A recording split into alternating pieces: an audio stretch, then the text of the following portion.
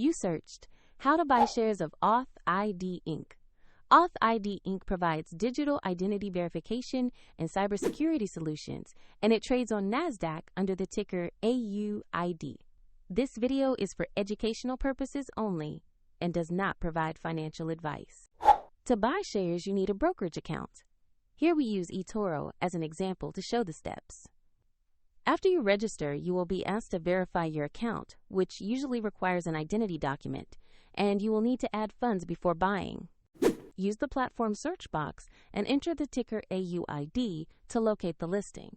Confirm the search result refers to authID Inc. on NASDAQ before proceeding. Open the asset page to review a brief company description and the price chart. Make sure the company information and the AUID ticker match so you have the correct stock. To invest, click the Trade or Buy button. Enter the amount you want to allocate, then review the order details and confirm. If the market is closed, you can schedule the order, or it will execute when the market reopens. And if you lack sufficient funds, the platform will prompt you to add money before completing the purchase. Your new position will appear in your portfolio once the order is filled.